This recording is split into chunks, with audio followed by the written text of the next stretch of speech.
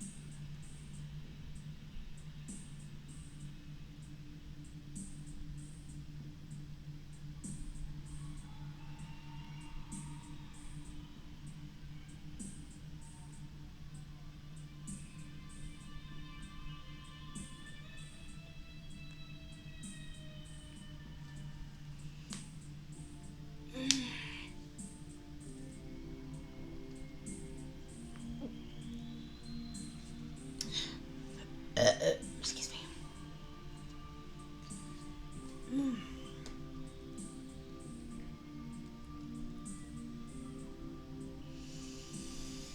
I can feel it coming in the air tonight. Oh Lord. And I've been waiting for this moment for all my life. Oh Lord. Can you feel it coming in the air tonight? Oh Lord. Oh Lord.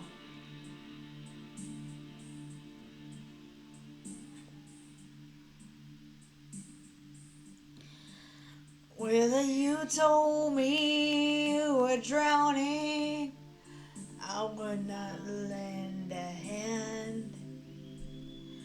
I've seen your face before, my friend, but I don't know if you know who I am. Well, I was there and I saw what you did. Saw you with my own two eyes. So you can wipe off that grin. I know where you've been, and it's all been a pack of lies. And I can feel it coming in the air tonight. Oh Lord. And I've been waiting for this moment all my life. Oh Lord. I can feel it in the air tonight. Oh Lord. Oh Lord. And I've been waiting for this moment all my life. Oh Lord. Oh Lord.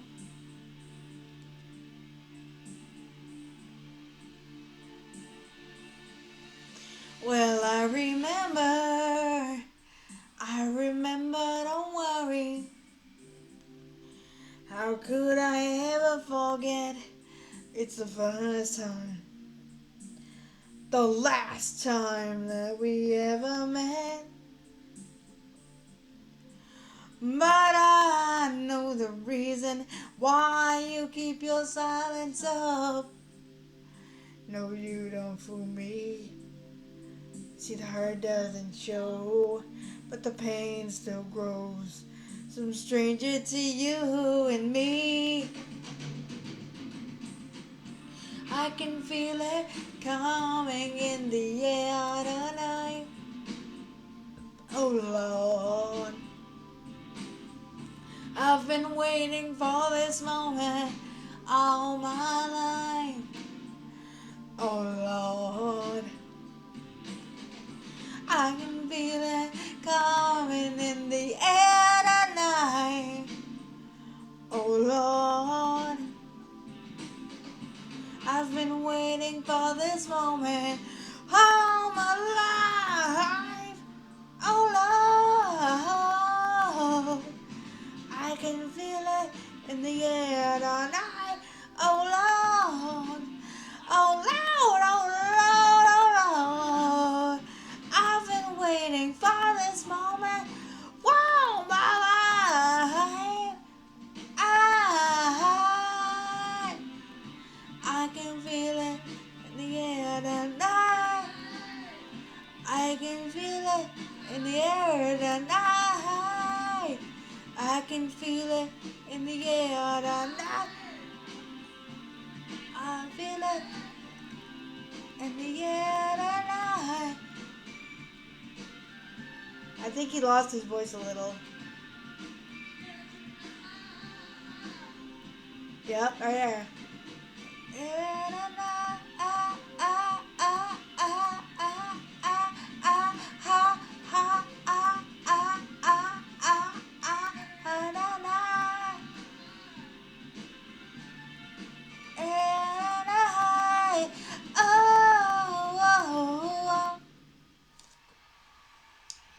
Yeah, I think he lost his voice